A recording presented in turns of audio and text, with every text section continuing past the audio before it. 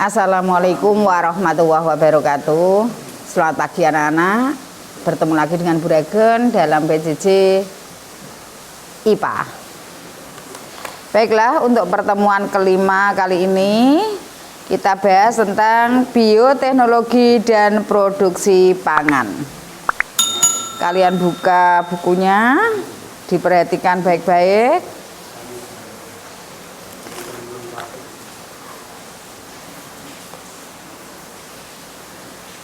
Bioteknologi berasal dari kata bio dan teknologi. Bio berarti hidup, sehingga bioteknologi dapat diartikan sebagai cabang ilmu yang mempelajari pemanfaatan makhluk hidup untuk menghasilkan barang dan jasa. Tentunya untuk memenuhi kebutuhan manusia. Bioteknologi digolongkan menjadi dua, yaitu bioteknologi konvensional dan bioteknologi modern. Bioteknologi konvensional yaitu bioteknologi yang memanfaatkan mikroorganisme untuk memproduksi barang-barang atau bahan makanan.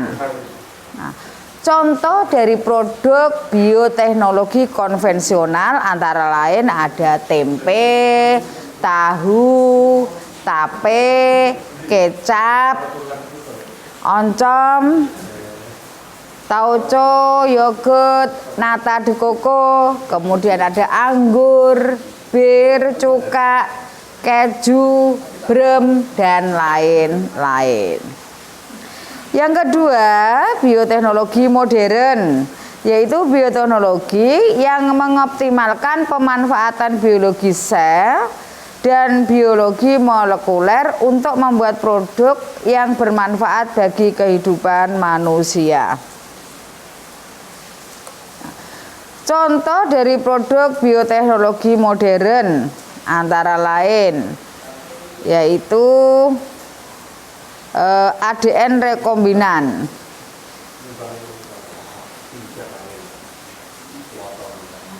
Perbedaan bioteknologi konvensional dan modern dilihat dari aspek teknik yang diterapkan. Untuk bioteknologi konvensional ini sistemnya fermentasi.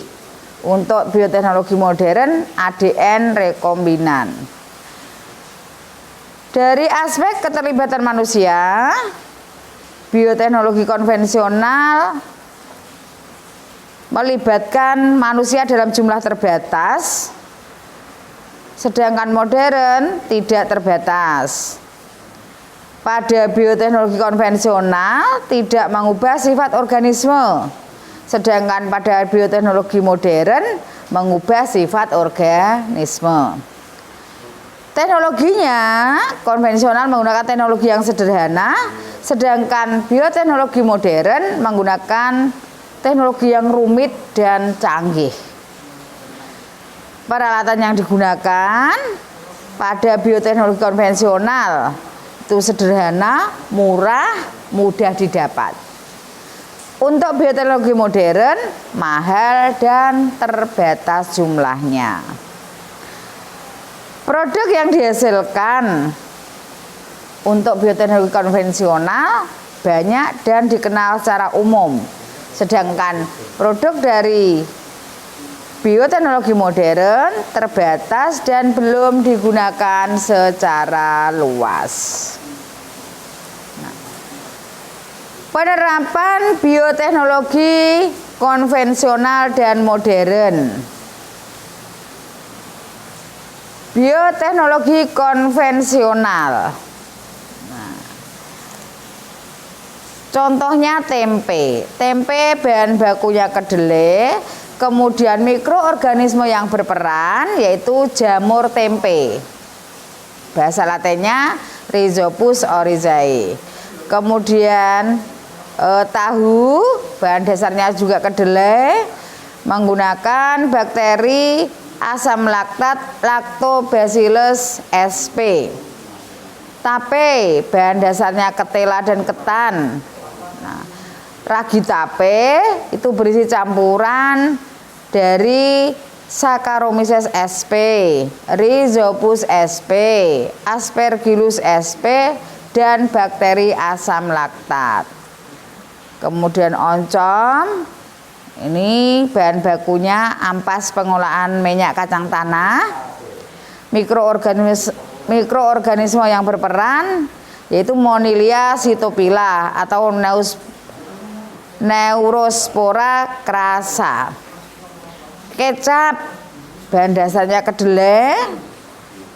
Mikroorganismenya Aspergillus wenti dan Aspergillus flavus. Tauco juga bahan dasarnya kedelai. Mikroorganismenya Rhizopus oligosporus, Rhizopus oryzae, dan Aspergillus oryzae. Nata de coco, bahan bakunya air kelapa, menggunakan bakteri Acetobacter xylinum. Yogurt, bahan bakunya susu. Mikroorganismenya Lactobacillus bulgaricus dan Streptococcus thermophilus. Kemudian ada anggur, bir, cuka, dan lain-lain. Nanti tolong dipelajari lagi, dibuka-buka lagi materinya itu bukunya. Kemudian fermentasi sari buah ini juga termasuk bioteknologi konvensional. Produksi protein sel tunggal. Ini. Kemudian produksi enzim. Penyilangan tanaman. Pengendalian hayati. Penanaman secara hidroponik. Kemudian penanaman secara aeroponik.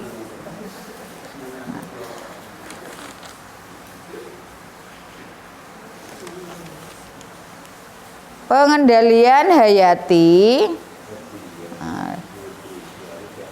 Ini memanfaatkan musuh alami sebagai agen pengendali populasi hama dan penyakit. Dapat berupa hewan pemangsa atau predator, dapat berupa jamur parasit atau jamur patogen, bisa berupa bakteri parasit, atau bisa juga berupa virus.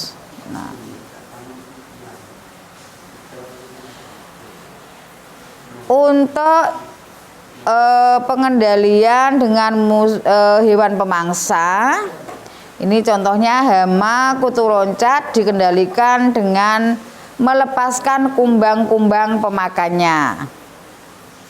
Ya. Kemudian jamur Trichoderma sp ini untuk menekan jamur dan bakteri perusak tanaman.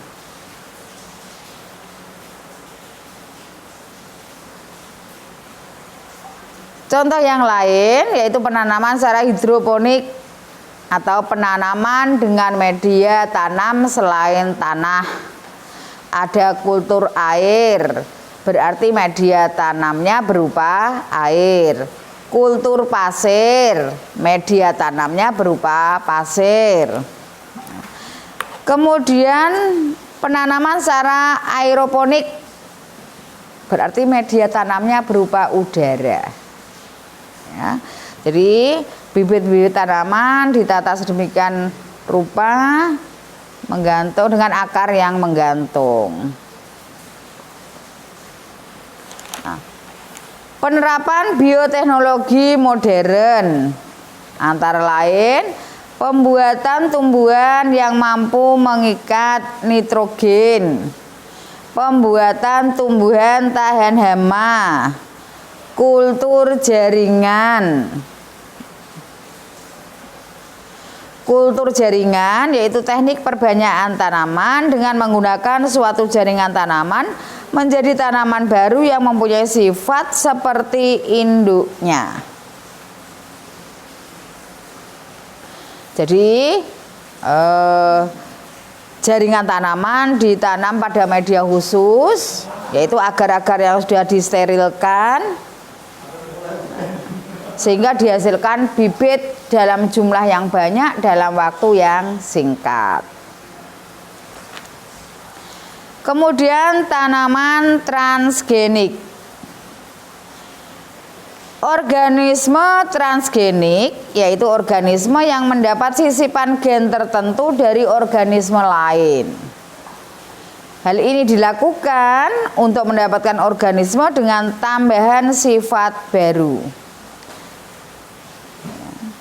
Pembuatannya dilakukan dengan menggunakan teknik pencangkokan gen. Contoh tanaman transgenik dan keunggulannya antara lain tomat. Nah, ini proses pematangan buahnya diperlambat sehingga daya simpannya menjadi lebih lama, tidak cepat busuk. Kemudian tomat, kentang, jagung. Ini dibuat tahan terhadap insektisida.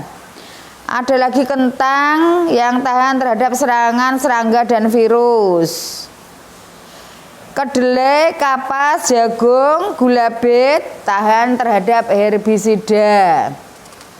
Pepaya tahan terhadap serangan virus. Kemudian padi. Ini kadar provitamin A-nya tinggi, kedelai kadar asam lemak oletnya tinggi, dan masih banyak lagi. Produk bioteknologi modern di bidang peternakan antara lain inseminasi buatan, yaitu persilangan dengan cara memasukkan sperma ternak pejantan ke dalam saluran reproduksi ternak betina menggunakan suatu alat yang disebut inseminator. Keuntungannya ini dapat menekan biaya perawatan ternak pejantan. Ya, kenapa? Karena sperma dari satu pejantan dapat disuntikkan ke beberapa induk sapi betina. Jadi tidak usah repot-repot mendatangkan sapi pejantannya, tapi hanya spermanya saja yang dibawa. Kemudian cloning.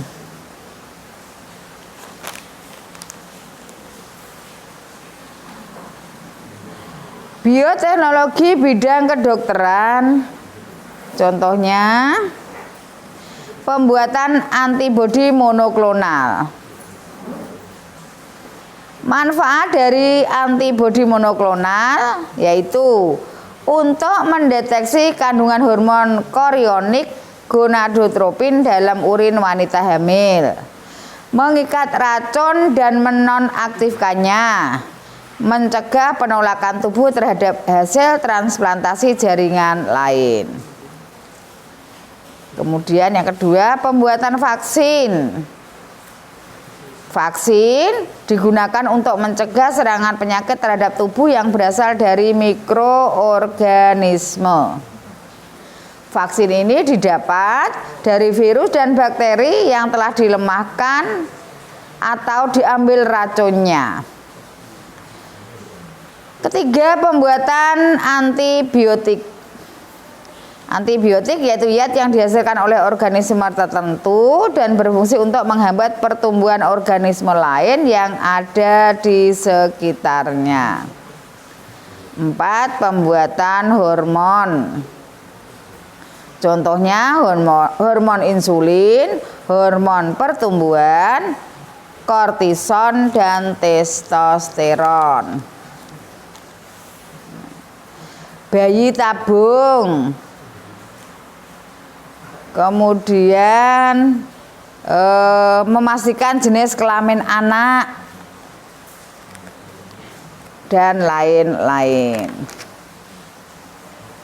Nah, Dengan adanya bioteknologi ternyata dapat berdampak positif, tetapi ada juga dampak negatifnya. Dampak positif di bidang pangan misalnya. Berbagai produk pangan khususnya produk fermentasi yang berkembang sebagai industri rumah tangga ini memberikan dampak positif bagi masyarakat, antara lain dapat menjadi sumber mata pencaharian bagi masyarakat dan mengurangi pengangguran. Memberi penghasilan tambahan untuk usaha sampingan. Meningkatkan nilai ekonomi suatu barang dengan biaya yang murah. Secara teknik, prosedur dan alatnya sederhana sehingga mudah dikerjakan. Kemudian dihasilkan sumber pangan alternatif untuk memenuhi kebutuhan gizi seperti produksi Chlorella sp dan Spirulina sp. Yang ketiga, hewan dan tumbuhan transgenik diharapkan dapat mengatasi kekurangan pangan dengan meningkatkan kualitas dan jumlah produksinya. Di bidang peternakan dan pertanian, 1. Penggunaan pupuk biologi terbukti dapat meningkatkan hasil produksi komoditas pertanian. 2. Meningkatkan nilai ekonomi produksi dengan penggunaan teknik kultur jaringan, seperti pengadaan bibit seragam dalam jumlah yang besar. 3. Penggunaan agen biologi pengontrol hama dan mengurangi residu pestisida pada produk pertanian.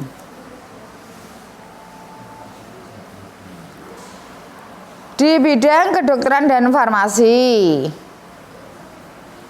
misalnya produk obat-obatan dengan rekayasa genetika, nanti diharapkan dapat menjadi terobosan baru di bidang farmasi dan kedokteran.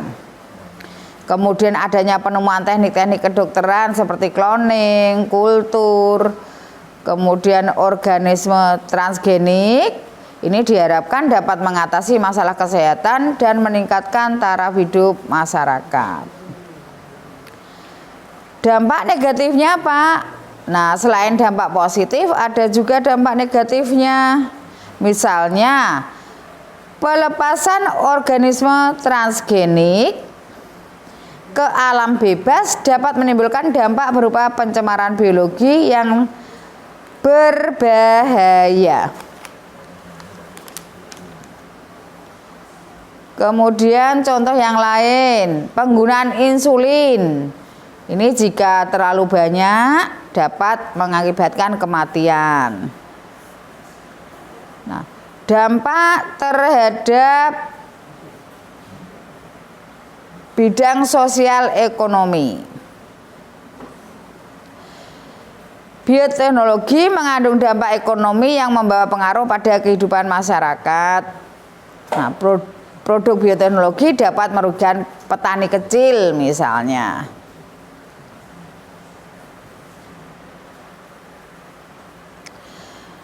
Dalam waktu yang tidak terlalu lama, bahkan tembakau, coklat, kopi, gula, kelapa, vanili, ginseng ini dapat dihasilkan melalui modifikasi genetika tanaman lain, sehingga dapat menyingkirkan tanaman aslinya.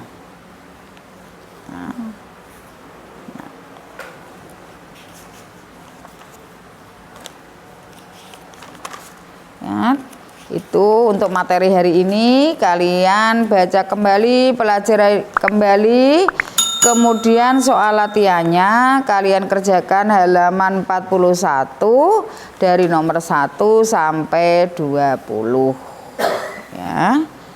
Tetap semangat belajar, jangan lupa tetap jaga kesehatan. Demikian, assalamualaikum warahmatullahi wabarakatuh.